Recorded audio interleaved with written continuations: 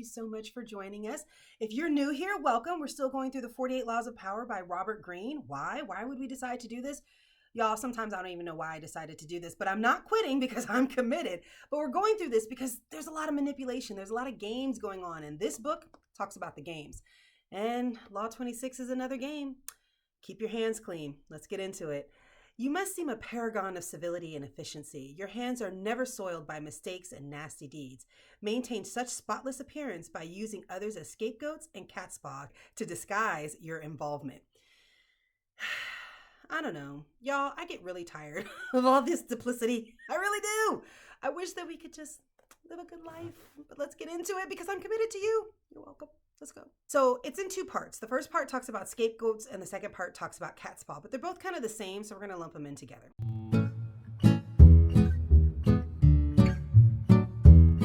Part 1, conceal your mistakes. Have a scapegoat around to take the blame. I don't agree with this. I really don't think you should be blaming people for your responsibility. I think you should take responsibility for the things that you do. I'm just going to preference that. But let's go ahead and go on. Our good name and reputation depend more on what we conceal than what we reveal.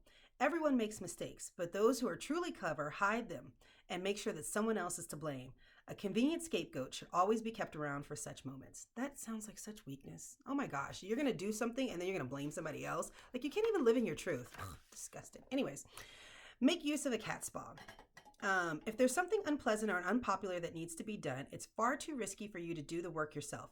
You'll need a catspaw, someone who does the dirty, dangerous work for you. The catspaw grabs what you need, hurts who you need hurt, and keeps people from noticing that you were the one responsible. Let someone else be the executioner or bearer of bad news while you bring only joy and glad tidings. Okay, let's talk. Of course, it's hard to take responsibility for your actions, but if you're going to do it, you need to take responsibility for it, because when we get into the reversal of the law, let's just go ahead and skip over to the reversal of the law, because I'm not going to spend much time on this anyways, because I wrote all these notes and now I'm looking at them, I'm like, I don't even care about this. I've been doing a lot of personal development on like just mind mapping, and just sometimes when you look at some of this stuff, it seems so trivial. It's like, why are you living your life like this? Is this applicable in the year 2023? And you can live your life like this, but imagine if you just keep using everybody as a scapegoat and you just have everybody taking responsibility. Guess what happens?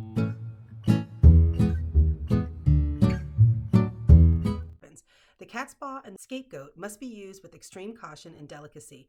They are like screens that hide your own involvement in dirty work from the public. If at any moment the screen is lifted and you are seen as a manipulator, a puppet master, the whole dynamic turns around. Your hands will be seen everywhere and you will be blamed for misfortunes that you may not have anything to do with. Once the truth is revealed, events will snowball beyond your control. This is what I'm talking about. See, I skipped right over to the reversal of law because that's the one thing that I do agree with. Things are coming to light now. We are living in the age of Aquarius where it's really hard to hide your deeds behind somebody else. I mean, they can pull up your whole record. We have a digital footprint of everything that we've done. And so it's very easy for people to see the things that you've done. And it's such a dangerous game when you're playing with power like that. It would just be better for you to walk in your truth and be okay with who you are versus trying to do these dirty, dastardly deeds and blame them on somebody else. Nowadays, you see all these side chicks? How many of these side chicks are going out there and just spilling the beans on everything that they're doing? Nothing is sacred. I'm just saying. But you know what? I did actually find something I agree with. Well, not that I agree with, but I think we can actually learn some value on.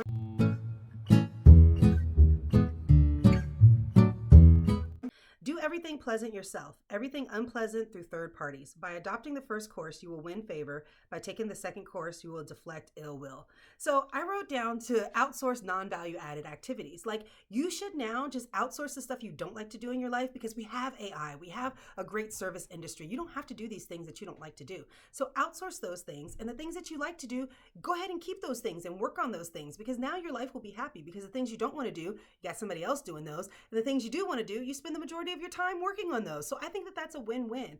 And really, that's what I'm looking for out of this book, is how can you find win-win situations? I know that's not what this book is about. Really, this book is telling you about all of the different duplicitous things that people are doing in this world and how they're operating. And these go back from like the page I'm looking at right now is talking about 59 BC. So this is a really long time ago.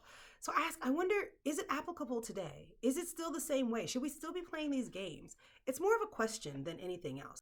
Let me get into my final thoughts.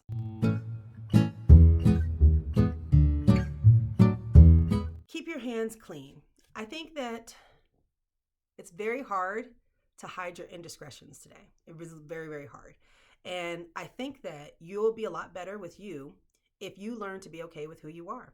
If that's something that you want to do, own it. There's a lot of people who are whatever and they just own whoever they are and they live a much more happy and peaceful life. So a lot of these games, I think they used to work in the past. I'm not sure how much they work today.